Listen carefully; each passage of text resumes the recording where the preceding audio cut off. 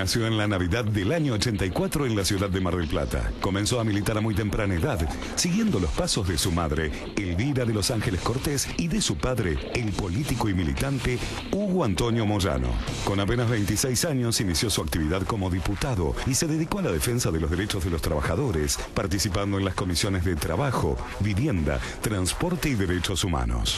Presentó destacados proyectos ante la Cámara como la lucha por la tercerización laboral, las modificaciones al impuesto a las ganancias y la actualización de asignaciones familiares. En marzo del 2009 fue electo como secretario general del Sindicato Único de los Trabajadores de los Peajes y Afines, cargo que renovó en 2013 y que desempeña hasta la actualidad. Asegura que la recaudación por ganancias se multiplicó 11 veces en 8 años. Nos visita en Animales Sueltos Facundo Moyano.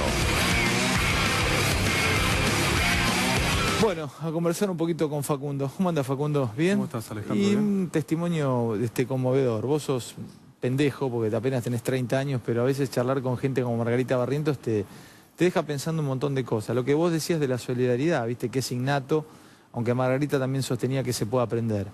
Pero bueno, lo debes vivir día a día también, o sea, pues tu mirada va más allá de lo sindical, o sea, tiene que ver también con una mirada política. Y es que está ligado, Ale.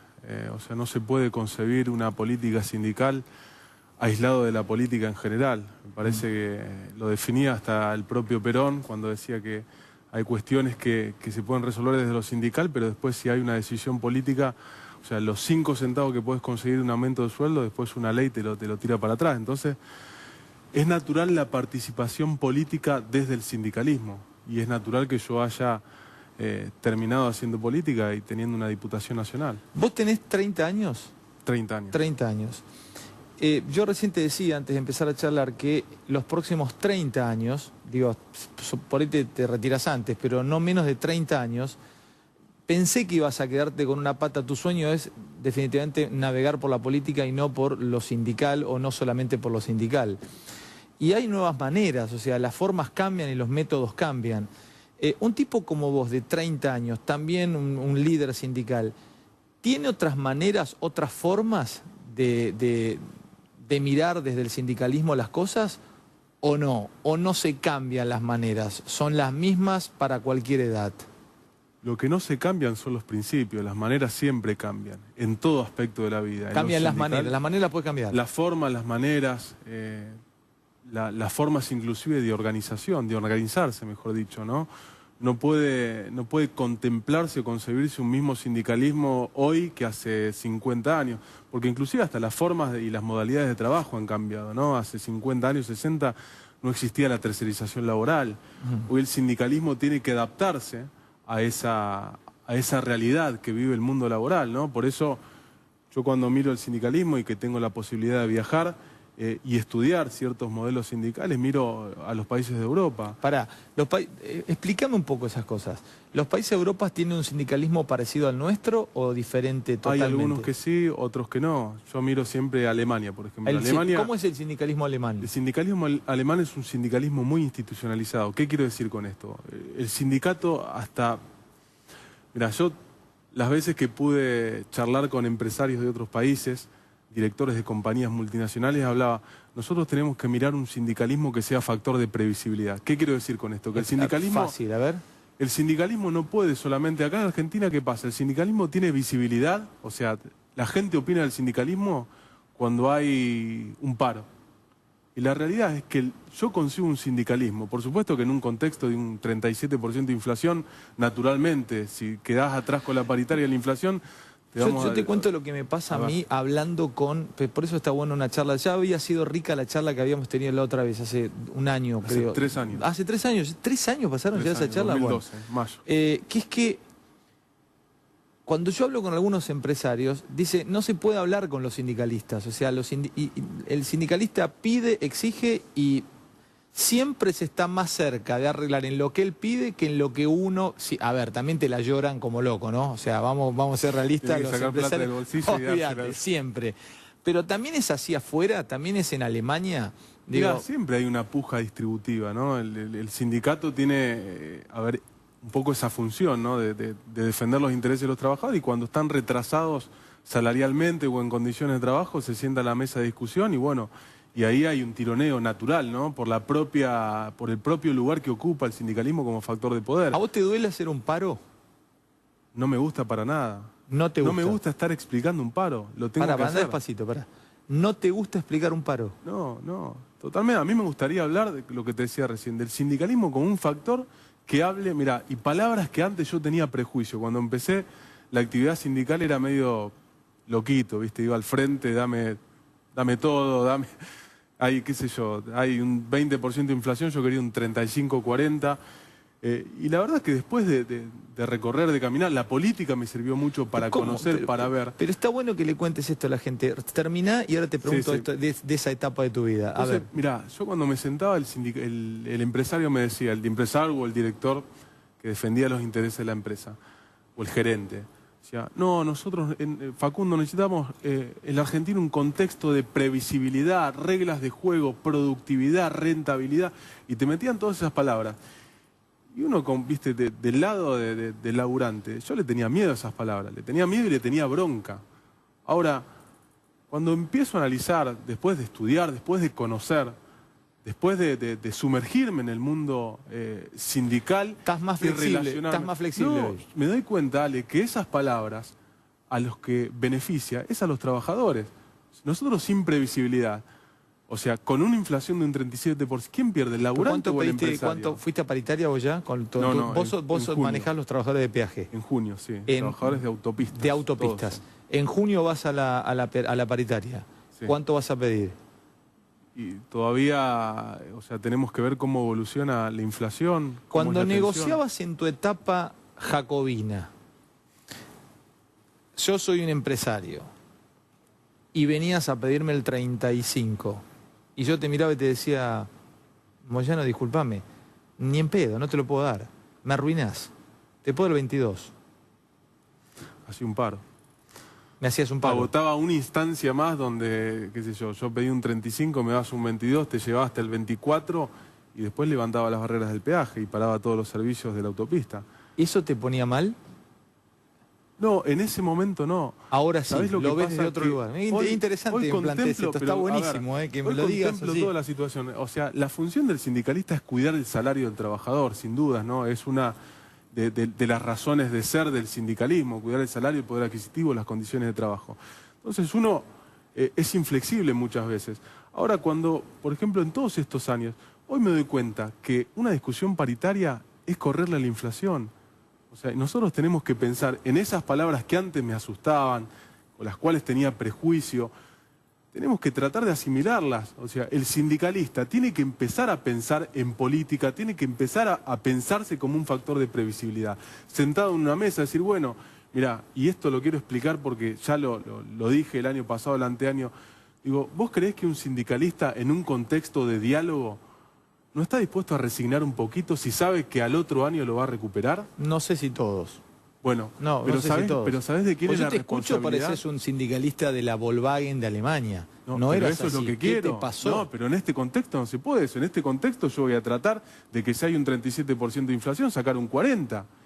Y si tengo que ir a un paro, voy a ver, pero ¿qué pasa? ¿Quién genera ese contexto de diálogo donde yo me puedo sentar y decir, bueno, que me digan en realidad, ustedes tienen que invertir tanto, Facundo, esta vez no vas a poder pedir un 30, tenés que pedir un 28, resigname 2 puntos. La política, es la política la que genera el contexto. ¿Pero quién es la política? Poneme nombre y apellido de la política. No, quienes manejan el Estado. El Estado. A ver, ¿cuál es el ámbito natural donde se siente un empresario, un trabajador? El Ministerio de Trabajo, me imagino. El Ministerio de Trabajo, que es el Ejecutivo Nacional, ¿no? Que es en este caso el ministro Tomada, por orden del Gobierno Nacional, se sientan en una mesa y empiezan a definir política. ¿Cómo se para la inflación en este país? En una mesa de diálogo, con inversiones, bueno, con todo lo que ya sabemos. Pero a ver, esas inversiones, ¿a dónde tienen que ir? ¿Cuánto se tiene que pedir salario? ¿En qué sectores se tienen que ir destinadas esas inversiones? Todo eso se hace mediante el consenso y el diálogo. Déjame preguntarte y pasando por algunas otras cosas. ¿Lo que dijiste de Scioli fue tan así o fue descontextualizado y la culpa es nuestra del periodismo? Dijiste que algo así como que si ganaba, su gestión iba a ser tercerizada. Mirá, yo con Daniel tengo buena relación, de hecho trabajamos conjuntamente en la gestión de Autopistas La Plata, que ahora es Aubasa, que estaba en el ámbito de nación, pasó al ámbito de provincia y se estatizó la provincia. Realmente resolvimos todas las cuestiones laborales e inclusive se realizaron inversiones importantes. ¿Pero por qué dijiste esto? Todo eso te lo tomo, Facundo. No, a ver. Yo para hacerte la introducción. No, porque ahora le vas a meter un sablazo. No, le voy a meter soda al vino. Dale, dale. No, la realidad es que yo creo que se necesita otro tipo de liderazgo para la Argentina. Nosotros necesitamos liderazgos fuertes, necesitamos líderes que digan lo que piensan. A mí me gustaría escuchar... me gusta escuchar a un líder que diga qué piensa de la inflación, que diga cuáles son las propuestas para pararla, del cepo, de la reforma de la justicia. Bueno, un tipo de 30 años como vos que realmente me sorprende, te había escuchado, te escuché estos últimos 2 años que no te vi personalmente en infinitos programas, pero una cosa es escuchar, otra cosa es tenerte acá enfrente. Sí. Has tenido un cambio, me sorprende, se lo cuento a la gente, yo no te tenía con esta cabeza, o sea, te estás más, no más... más flexible, podría decir. Estás más, escuchás un poco más. Antes ibas directamente al paro o al golpe, como decís. Ahora, te planteo algunos escenarios. Si Argentina tuviera a Macri como presidente, hay cientos de miles de argentinas y de argentinos viéndote en este momento en todo el país, porque a esta hora, a las 12:30 de la noche, antes de irse a dormir, están escuchando la tele. Nos están escuchando.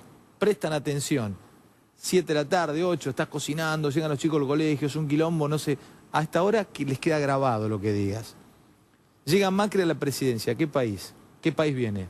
No me tirés los eslóganes que me tiran todos, muchos de los que vienen, la vuelta de los 90. Tirame algún tipo. No, mirá, me parece que a los 90 no se puede volver por una cuestión internacional, por un contexto diferente, ¿no? Ahora la realidad es que hay una concepción, una construcción política, de hecho dichos del propio Macri, ¿no? Con respecto a diferentes cuestiones que yo entiendo que no pueden volver a pasar a la Argentina. Digo, privatizar aerolíneas. Digo, yo soy crítico de la gestión, pero entiendo que Aerolíneas tiene que ser una empresa... ¿Pero vos crees que un tipo como Macri privatizaría Aerolíneas? Ya lo dijo, Ale. Ya lo dijo. Que lo haga. ¿Te parece a vos que privatiza? Pero es su concepción. Por ahí no te lo hace los primeros 2 años de gobierno, si es gobierno. Pero te lo va a hacer después. Pero vos sabés, Facundo, que me parece que uno de los logros de este gobierno es que ya clavó en la cabeza de la gente que no se puede volver para atrás algunas cosas. Por eso han cambiado discursos ciertos candidatos, como Macri. O sea, yo lo estuve hablando de él, porque es muy crítico del sistema... que estaba, o sea, el sistema de jubilación que está en manos de la CFJ. Sí. Estuve en un desayuno. A ver, yo entiendo que Mauricio Macri ha crecido mucho como dirigente, lo respeto, pero me parece que tiene una oferta, sin entrar en el ideologismo barato de izquierdas y derechas, liberal. Y yo creo que el Estado, más allá que por ahí en la ciudad de Buenos Aires no se ve porque es otra cosa, es un mundo aparte. Digo, cuando no decís liberal, un tipo que no haría participar tanto al Estado en la vida, hoy de los argentinos. Hoy se le puede decir liberal al esquema de distribución de la riqueza. Porque en política monetaria... ya es antiguo. Los gobiernos de izquierda, los gobiernos que se dicen de derecha son más o menos todos iguales. Ahora, me parece que hay ciertas cuestiones que tienen que tener su continuidad, que en definitiva eso es la historia, ¿no? ¿Y Massa, qué país vendría? Bueno, me parece que Sergio es el candidato que ha sido más claro respecto a lo que piensa y a las propuestas que tiene. Yo realmente no he escuchado a un candidato hablar de la cuestión tributaria como a Sergio Massa, ¿no? Con el tema del impuesto a las ganancias, con el tema del impuesto al juego. Facundo, cuando... Con el tema... Pero con un montón de cosas que dijo Massa, como también lo que dijo Macri de lo del levantamiento del cepo, que no se puede técnicamente, hay algunas cosas que ha dicho Massa con respecto al impuesto a las ganancias, como que se podría levantar el mínimo no imponible, y también vienen acá. Está bien, te lo reconozco, vienen algunos kirchneristas y te dicen... imposible, técnicamente imposible, se queda sin guita. No, yo te explico cómo es eso. Sergio dice que elimina el impuesto a las ganancias para los trabajadores. El impuesto a las ganancias de la 4ª categoría no solamente afecta a trabajadores en relación de dependencia dentro de convenio, sino a gerentes, a mandos medios, a directores que también están en relación de dependencia. La 4ª categoría representa más de 100.000 millones de pesos. Lo que dice Sergio es conceptual. Por supuesto que no se puede eliminar eso, y menos de una, así como lo plantea, O sea, él lo plantea igual conceptualmente, sino que lo que se tiene que plantear es una actualización automática, legislarlo en el Congreso de la Nación. Que el Estado, por supuesto, va a dejar de percibir determinada plata que se puede compensar desde diferentes lugares, banco, qué sé yo, una renta al plazo fijo, o si un impuesto al plazo fijo determinada. Un impuesto a la renta financiera, decís vos. A la renta financiera, la que no está grabada, operaciones bursátiles. Yo compro una acción, sube, la vendo, sobre esa ganancia no se graba nada. Al juego, aumentar la carga tributaria en el Pero juego. si el juego es la caja de la política, Facundo. Y bueno, pero por esa... Bueno, ahí por ahí vos Tenés mismo 30 estás... años, ¿no? Vos no me decís, no caes en lugares comunes. A ver, no pueden atacar ahí el juego. estás dilucidando el por qué no se afecta al juego. Nosotros creemos que se tiene que afectar al juego. ¿Estás conmigo vos en eso? Pero por supuesto. Es la caja de la política. Bueno, vos tendrás tus pruebas. No, vos aceleraste y ahora frenaste. No, a ver, yo lo que te estoy diciendo... A otro yo le abrí la puerta, entraba al bazar y se llevaba toda la cristalería puesta. Ahora frenaste. Decirlo dale. algo así como una generalidad, es la Dale. caja de la política, me parece Sí. que... Vos lo podés decir, de mi parte es imprudente. Dale. Aunque también creo que algo de eso hay. Ahora, nosotros estamos claramente, y lo dijo Sergio Massa cuando habló de que habría que estatizar, así como se van a estatizar, se van a nacionalizar los ferrocarriles, la red ferroviaria. Si ganara Massa, el juego sería estatizado, sería para el Estado. Y ahí tiene que haber más impuestos. Y los casinos que son de... Para compensar y los del casinos impuesto que se le saca al laburante hoy. Y los casinos y las tragamonedas que hoy son de manos privadas, ¿dónde van? ¿Al Estado? ¿Se la sacan? Por supuesto. ¿Se la sacan? Sí. Eso lo vas a profundizar con Sergio Massa. Yo lo que te estoy diciendo es que hay que aumentarle el impuesto, que hay que compensar lo que deja de percibir el Estado cuando se actualiza el impuesto a las ganancias. Para mí un tipo que cobra 15 lucas en bruto no tiene que tributar ganancia. No tiene que tributar. Eso le significa dejar de percibir al Estado determinada plata. Si vos lo subís a 25.000 pesos, que es más o menos la actualización que nosotros pensamos, hablado con la Baña y demás, el Estado deja de percibir entre 25.000 y 30.000 pesos. Y 30.000 millones de pesos. Sí, 30.000 millones de pesos. Sí. Ahora, ¿de dónde se saca eso? Juego, renta financiera, bancos.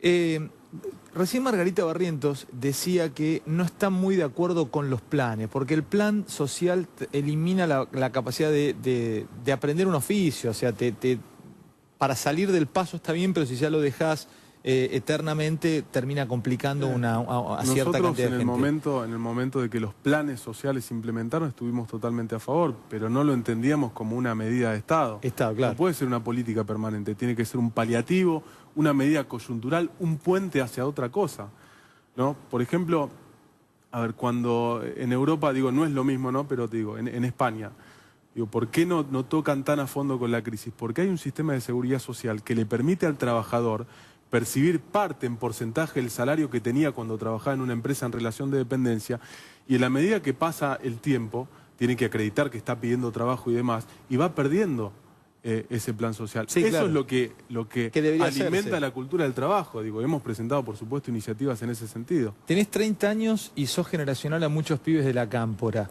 Podría decirte que como querés y estás iniciando, tiene una carrera política que seguramente tendrá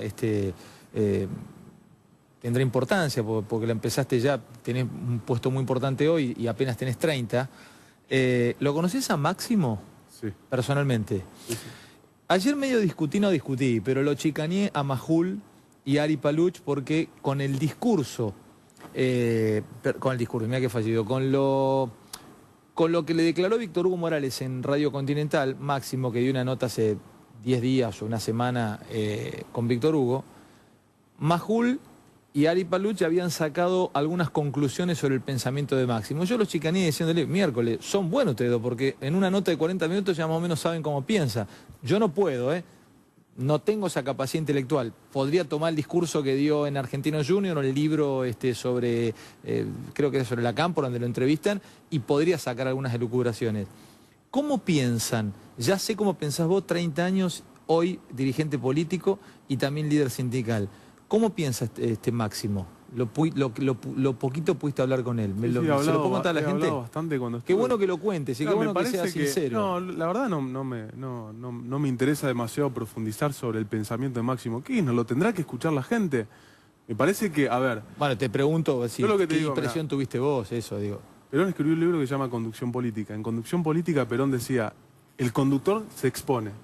Me parece que la gente, el pueblo, la sociedad o como quiera llamarlo, necesita escuchar al hombre que conduce una organización que maneja los resortes del Estado, ¿no? Tiene que saber quién fue el responsable del cepo cambiario, quién es el responsable de las políticas económicas que se implementan, quién es el responsable de la reforma judicial, la que la Corte volteó a las 2 semanas de sancionada la ley. Y me parece que la gente necesita saber quién es el que piensa todas esas políticas. Pero él no es un tipo que maneje el Estado. Bueno, la organización sí, la Cámpora, o sea, si hay un diferencial de la Cámpora con respecto a otras organizaciones de juventud que tiene un presidente de Aerolínea, el ministro de Economía, la ministro de Seguridad, el ministro de Justicia, bueno, el viceministro de Justicia. Sí. Me parece que hay un cierto... Es la organización que de alguna manera maneja los resortes del Estado. A ver, y eso es una cosa objetiva, no es que no es una crítica. Es una lectura de la realidad. Me parece que la gente, el pueblo, la sociedad tiene el derecho de escuchar al tipo que maneja todo eso. Facundo, en líneas generales, ¿no? El país que viene con ustedes, con los más pendejos, ¿es un país de más diálogo o es un país un poco más picante? Un país un poquito más guerreador. No, a ver, Ale, el conflicto es parte de la democracia. Si no te mentiría, y seguramente en un periodo donde se van a tener que tomar medidas fuertes, ordenar el tema de la inflación, ordenar el tema de los subsidios. Con esto no quiero decir que se tenga que avalar un ajuste, o sea, que no se interprete de esa manera porque no estoy diciendo eso. No, está claro, pero, te entendí, sí. O sea, seguramente van a haber factores que van a haber afectado sus intereses. Entonces, naturalmente el conflicto puede surgir. Me parece que en ese contexto el tipo que esté al frente de la política, el que maneje los resortes del Estado, tiene que tener una visión de diálogo, de consenso y generar los ámbitos donde eso donde se pueda interactuar. Estamos en vivo, Facundo, y a veces no te das ni cuenta de lo que pasa acá. Me cuentan que es tremendo rebote de las cosas que contó Margarita Barrientos, que es trending topic, es número 1 en Argentina, está todo el mundo opinando, dirigentes políticos. A veces uno vos estabas ahí sentado ni hasta te costaba escuchar. Pero porque hay silencio, ¿viste? O sea, poder conversar estos minutos, un poco de silencio. Son testimonios que hay que escucharlos y hay que aprender. Pero el silencio, yo ya no puedo más. Yo igual me quedé con lo que dijo la cultura del trabajo, me parece. ¿Viste lo que dijo? Y aparte tiene mucho más fuerza cuando lo dice alguien como Margarita. Trae la camiseta, que quiero entregar esa camiseta que la quiero para mi colección. Camiseta de tu club, de Alvarado. Es una cuestión de cábala, Ale. Sí, porque dice que la mostró la otra vez que vino y ascendieron. Hace 3 años, más o menos por este mes, la mostré, te la di, la mostraste vos. Dame. Y ascendimos al Argentino A. Ahora tenemos que ascender al Nacional B. Escuchá, ayer ganamos, así que venimos bien. La camiseta de Alvarado. Alvarado de Mar del Plata, el club de mi infancia, de mis amores. Decime una cosa, Alvarado y Aldosivi rápido. ¿Cuál es más pueblo? ¿Cuál es más popular, Alvarado o Aldosivi?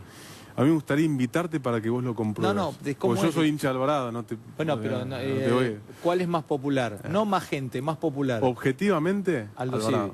Alvarado. Más gente. Más gente y más popular, las dos cosas. ¿Alvarado? Pero totalmente. Bueno. Te lo digo convencido. Voy a ir a la cancha a verlo. Tenés que ir un día a verlo y ponerte la camiseta. Sí, no, para tanto no, déjame con Boca y con Te la vas a querer poner. Che, te agradezco mucho, Facundo, que hayas venido. Muy amable y por habernos acompañado en esta noche. Gracias a ustedes por hacernos el aguante. ¿Vendo mañana? ¿Quién rompe el silencio acá? ¿Seguro? No, porque después se quema. Después se quema. Gracias por todo. Nos vemos mañana. Chau.